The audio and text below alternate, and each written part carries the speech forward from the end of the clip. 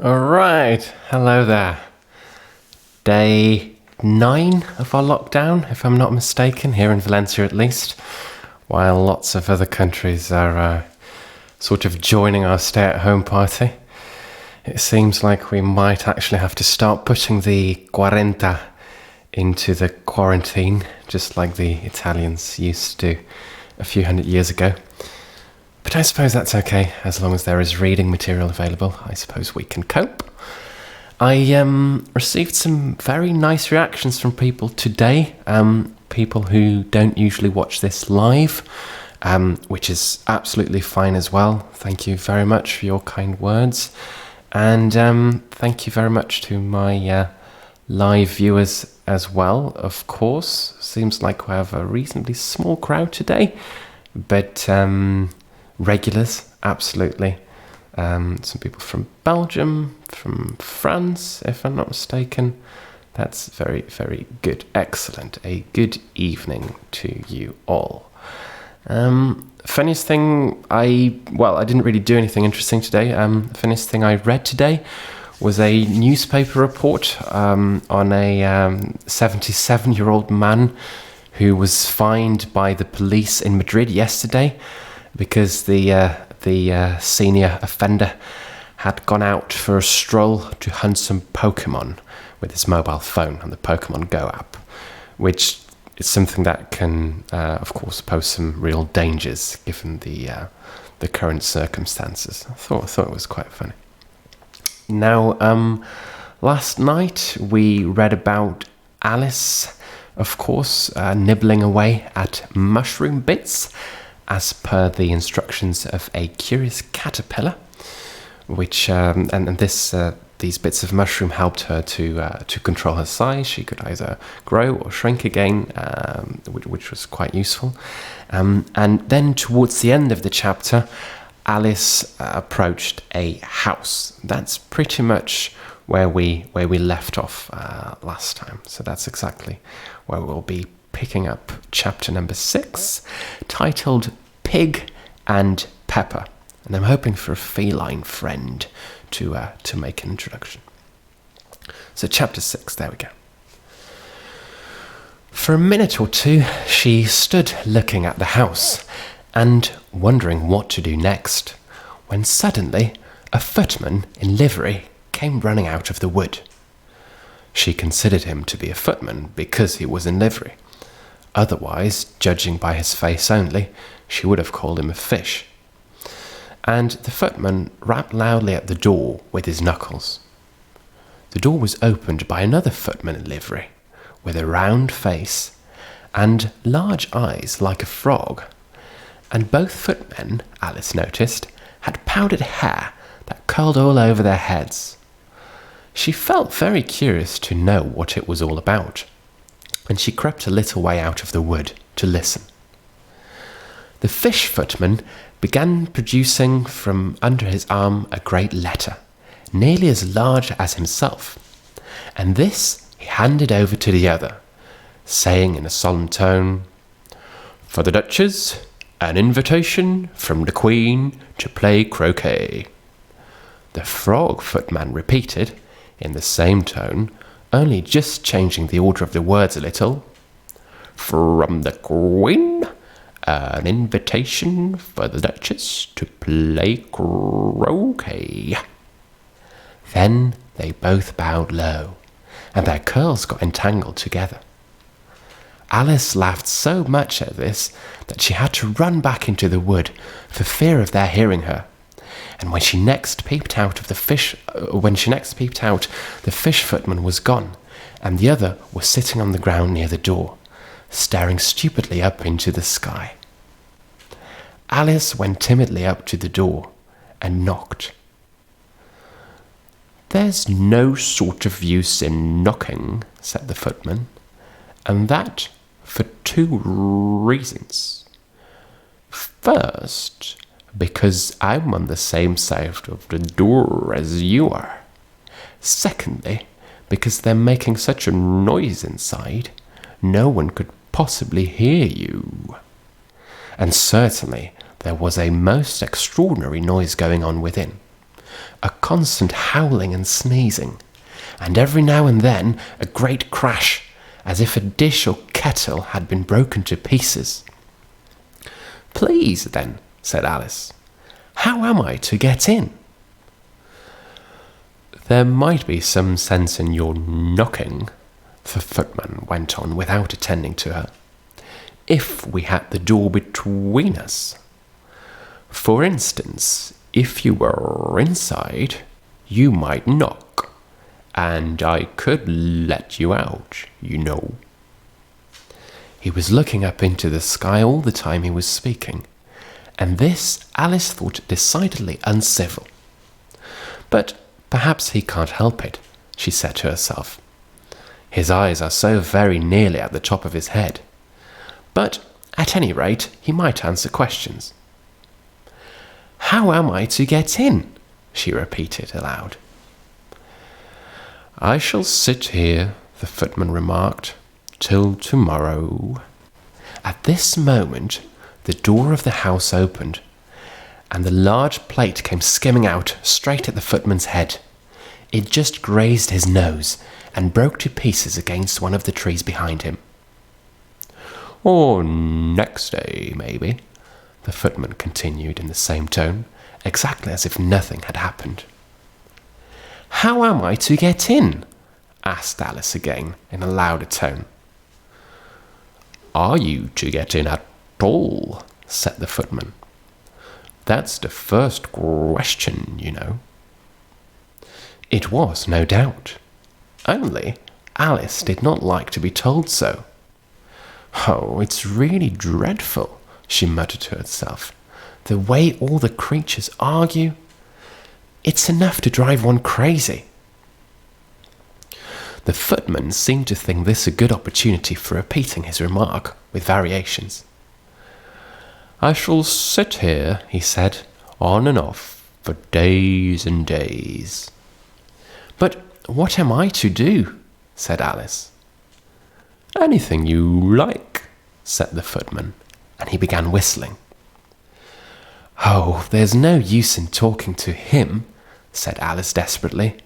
"He's perfectly idiotic."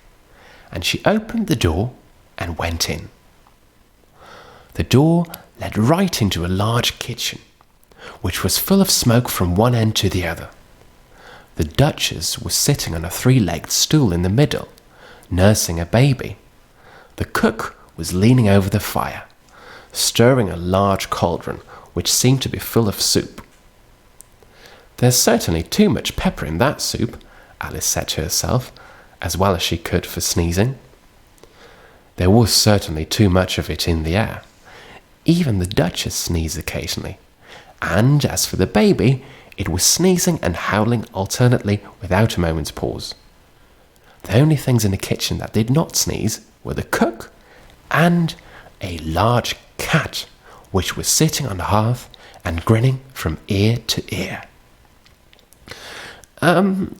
Please, would you tell me," said Alice a little timidly, for she was not quite sure whether it was good manners for her to speak first, "why your cat grins like that?" "It's a Cheshire cat," said the Duchess, "and that's why. Pig!" She said the last word with such sudden violence that Alice quite jumped, but she saw in another moment that it was addressed to the baby and not to her. So she took courage and went on again. "I didn't know that Cheshire cats always grinned. In fact, I didn't know that cats could grin." "They all can," said the Duchess, "and most of them do." "Oh, I don't know of any that do," Alice said very politely, feeling quite pleased to have got into a conversation. "You don't know much," said the Duchess, "and that's a fact." Alice did not like at all the tone of this remark, and thought it would be as well to introduce some other subject of conversation. While she was trying to fix one, the cook took the cauldron of soup off the fire, and at once set to work throwing everything within her reach at the Duchess and the baby. The fire irons came first, then followed a shower of saucepans, plates, and dishes. The Duchess took no notice of them, even when they hit her, and the baby was howling so much already that it was quite impossible to say whether the blows hurt it or not. "Oh, please mind what you're doing," cried Alice, jumping up and down in agony of terror. "Oh, there goes his precious nose," and an unusually large saucepan flew close by it and very nearly carried it off. "If everybody minded their own business," the Duchess said in a hoarse growl, "the world would go round a deal faster than it does." "Well, which would not be an advantage," said Alice, who felt very glad to get an opportunity of showing off a little of her knowledge. "Just think of what work it would make with the day and night. You see, the Earth takes 24 hours to turn round on its axis." "Talking of axes," said the Duchess, "chop off her head." Alice glanced rather anxiously at the cook to see if she meant to take the hint, but the cook was busily stirring the soup and seemed not to be listening, so she went on again. Yes, 24 hours, I think, or is it 12? Oh, don't bother me," said the Duchess. "I never could abide figures." And with that, she began nursing her child again, singing a sort of lullaby to it as she did so, and giving it a violent shake at the end of every lie. "Speak roughly to your little boy and beat him when he sneezes. He only does it to annoy because he knows it teases." And then a chorus followed, in which the cook and the baby joined. Wow, wow, wow, wow, wow, wow. While the Duchess sang the second verse of the song, she kept tossing the baby violently up and down, and the poor little thing howled so that Alice could hardly hear the following words. "I speak severely to my boy, I beat him when he sneezes, for he can thoroughly enjoy the pepper when he pleases. Wow, wow, wow, wow, wow, wow." Very strange indeed. "Here, you may nurse it a bit, if you like," the Duchess said to Alice, flinging the baby at her as she spoke. "I must go and get ready to play croquet with the Queen." And she hurried out of the room, and that was it. The cook threw a frying pan after her as she went out, but it just missed her. Alice caught the baby with some difficulty, as it was a queer-shaped little creature, and held out its arms and legs in all directions. Just like a starfish, thought Alice. The poor little thing was snorting like a steam engine when she caught it, and kept doubling itself up and straightening itself out again, so that, altogether, for the first minute or two, it was as much as she could do to hold it. As soon as she'd made out the proper way of nursing it, which was to twist it up into a sort of knot and then keep tight hold of its right ear and left foot so as to prevent its undoing itself, she carried it out into the open air. "If I don't take this child away with me," thought Alice, "they're sure to kill it in a day or two. Wouldn't it be murder to leave it behind?" She said the last two words out loud, and the little thing grunted in reply, because it had left off sneezing by this time. "Don't grunt," said Alice. "That's not at all a proper way of expressing yourself." The baby grunted again, and Alice looked very anxiously into its face to see what was the matter with it. There could be no doubt that it had a very turn-up nose, much more like a snout than a real nose. Also, its eyes were getting extremely small for a baby. Altogether, Alice did not like the look of the thing at all. But perhaps it was only sobbing, she thought, and looked into its eyes again to see if there were any tears. No, there were no tears. "If you are going to turn into a pig, my dear," said Alice, quite seriously, "I'll have nothing more to do with you. Mind now." The poor little thing sobbed again, or grunted, because it was impossible to say which, and they went on for some while in silence. Alice was just beginning to think to herself, "Oh, now what am I to do with this creature when I get it home?" when it grunted again, so violently that she looked down into its face in some alarm. And this time there could be no mistake about it. It was neither more nor less than a pig, and she felt that it would be quite absurd for her to carry it further. So she set the little creature down and felt quite relieved to see it trot away quietly into the wood. If it had grown up, she said to herself, it would have made a dreadfully ugly child. But it makes a rather handsome pig, I think. And she began thinking over the other children she knew, which might do very well as pigs, and was just saying to herself, oh, if only Y knew the right way to change them, when she was a little startled by seeing the Cheshire Cat sitting on a tree a few yards off. The cat only grinned when it saw Alice. It looked rather good-natured, she thought. Still, it had very long claws and a great many teeth, so she felt that it ought to be treated with respect. Cheshire Puss, she began, rather timidly, as she did not at all know whether it would like the name. However, it only grinned a little wider. Oh, come, it's pleased so far, thought Alice, and she went on. Would you tell me, please, which way I ought to go from here? Meow, that depends a good deal on where you want to get to, said the cat. Oh, I don't much care where, said Alice. Meow, then it doesn't matter which way you go, said the cat. So long as I get somewhere, Alice added as an explanation. Oh, you're sure to do that, said the cat, if you only walk long enough. Alice felt that this could not be denied, so she tried another question. What sort of people live about here? In that direction, the cat said, waving its right paw round, lives a hatter.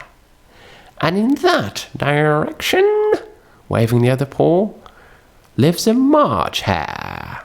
Meow. Visit either you like, they're both mad. But I don't want to go among mad people, Alice remarked. Oh, you can't help that, meow, said the cat. We're all mad here. I am mad. You are mad. How do you know I'm mad? Said Alice. You must be, said the cat, or you wouldn't have come here.